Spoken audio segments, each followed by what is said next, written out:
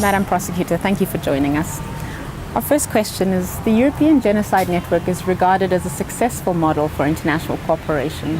What are some of the lessons learned in establishing that network that you think we could apply in Africa? I cannot imagine going about prosecuting these severest of all crimes, like the crime of genocide, war crimes and the crimes against humanity, without having other parties to speak with that has done the same. And I will not find them in Sweden. I mean, these are rare, very rare crimes, thank God. But so I have to turn to neighboring countries or other countries in Europe to get, I would never, we have succeeded now in 2 genocide cases and we have got lifetime sentences.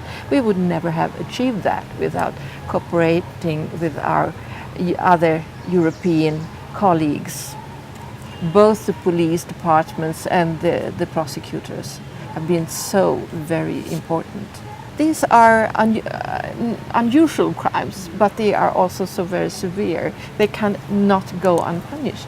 Can you give us a concrete example of how the European Genocide Network has assisted Sweden, for example, in the prosecution and investigation of international crimes? In so many ways, I can say, since we meet twice a year regularly, police and prosecutors together. Usually we don't send everyone in Sweden who has something to do with this, but we send a couple who are involved in ongoing cases. And the most important day of the meeting, we usually meet 2 days every time, and then the most important day is the second day when we actually talk about what is going on in every country. We have a tour de table, and then I have an investigation ongoing with war crimes in Syria, and this is in the Raqqa region. It's a massacre during this time, and then this is established. So we know that we have something of the sort, and we will contact them and ask them for more information. Or the Germans said, we have actually opened an open investigation about Syria just to collect information from Germans coming back from Syria, like doctors, journalists who have been in places where there have been big atrocities, big massacres. And we interview them now because we know in a few years or many years' time there will come somebody and report there is a perpetrator in Germany, and then we have already started collecting the evidence. And we got inspiration from the German idea, and we started an open investigation about Syria too, for Swedes that came back and to get their impression when it was new. And not like, the trouble with the genocide in Rwanda is it was over 20 years ago. So it would be better to have the fresh interviews. And so, as a former chief public prosecutor, what do you say, or what would you say are the fundamental building blocks to an office so they can investigate and prosecute international crimes effectively?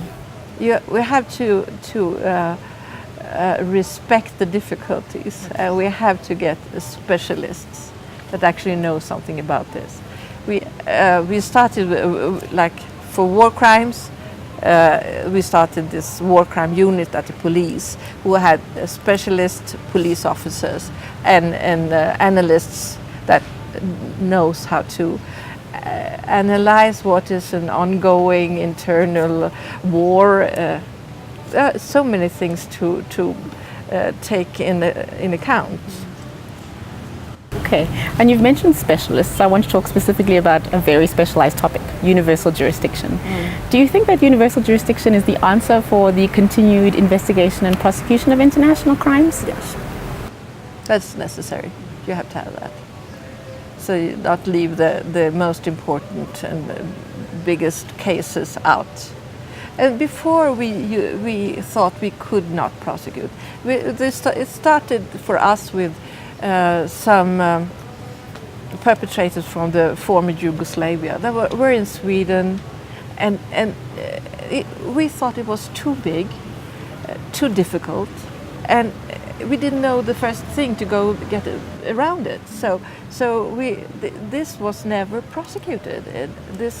And it's shameful for our country, I think, that we couldn't do anything about this. So eventually we started our own war crime prosecution team and the war crime investigation team at the police. Thank you very much for your time.